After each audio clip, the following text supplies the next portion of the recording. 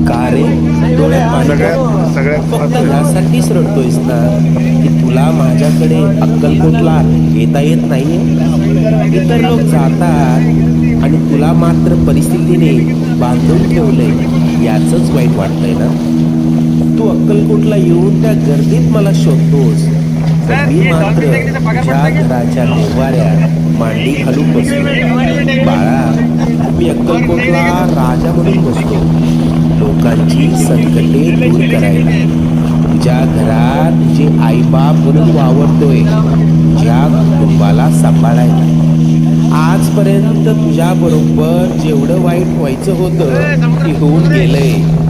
आता येथील सुखाचे सोन्यासारखे दिवस. हृदयाजवळील माझ्या भक्तांना पाठवून दर्शन घडव. निश्चिंत राहा, सगळं मनासारखं.